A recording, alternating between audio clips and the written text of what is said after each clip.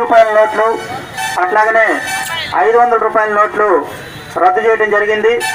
రద్దు చేసిన తర్వాత పెద్దవాళ్ళందరూ డబ్బున్నటువంటి కుబేర్లు కోటీశ్వరులు అందరూ కూడా బ్రహ్మాండంగా ఉంటే సాధారణమైనటువంటి ప్రజానికం ఎవరైతే ఉన్నారో నిరుపేదలు, కూలీలు, మధ్యతరగతి వాళ్ళు వీళ్ళందరూ క్యూ లైన్లలో నిలబడలేక బ్యాంకుల దగ్గర క్యూ లైన్లో చనిపోయినటువంటి సంఘటనలన్నీ కూడా మనం చూసాం.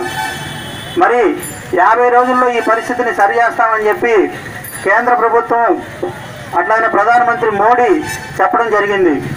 ఈ పరిస్థితిని కనుక సరి చేయలేకపోతే నన్ను ఉరిదీయమని చెప్పి ప్రధానమంత్రి మోడీ ప్రజలకు పబ్లిక్గా ఆయన మాటిచ్చాడు. మరి ఈ రోజు వరకు ఆ పరిస్థితి సరికానటువంటి పరిస్థితులు మనం చూస్తూ ఉన్నాం.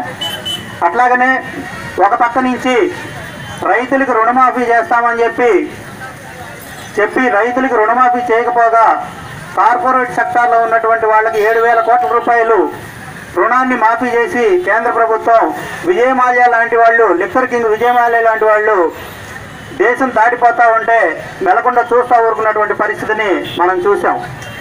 అట్లాగనే రాష్ట్రంలో కేంద్ర ప్రభుత్వం జోలికి పోతే నా ఉద్యోగం ఎక్కడ ఊడిపోద్దో, నా ముఖ్యమంత్రి పదవి ఎక్కడ కుర్చీ దిగాల్సి వస్తుందో అనేటువంటి ఒక భయంతో అట్లాగనే ఓటుకు నోటు కేసులో ముద్దాయిగా ఉన్నటువంటి చంద్రబాబు నాయుడు మన రాష్ట్ర ముఖ్యమంత్రిగా ఉండి కేంద్ర ప్రభుత్వానికి ఎదురు తిరిగితే నన్ను కూడా ఎక్కడ ఇబ్బంది పెడతారు అనేటువంటి ఉద్దేశంతో కేంద్ర ప్రభుత్వం ఏమి చెప్తే వాళ్ళ చెప్పు చేతల్లో ఆయన ఉండటం అనేది మనం అందరం చూస్తూ ఉన్నాం. అట్లాగనే ఆంధ్రప్రదేశ్ రాష్ట్రానికి ప్రత్యేక హోదా ఇవ్వాలి అనేటువంటి డిమాండు ఆ రోజు చంద్రబాబు నాయుడు చేశారు. 15 సంవత్సరాలు ఇవ్వమని చెప్పి అడిగారు. అట్లాగనే సుష్మా స్వరాజ్ గారు, అట్లాగనే కేంద్ర మంత్రి వెంకయ్య నాయుడు గారు వీళ్ళందరూ కూడా ప్రత్యేక హోదా కావాల్సిందే అని చెప్పి వాళ్ళు ఆ రోజు గట్టిగా డిమాండ్ చేసినటువంటి వాళ్ళు రాష్ట్రంలో ఉన్నటువంటి వాళ్ళందరితోటి కూడా మాయమాటలు చెప్పి ఓట్లు వేయించుకొని ఈరోజు వాళ్ళు అధికారంలోకి వచ్చారు.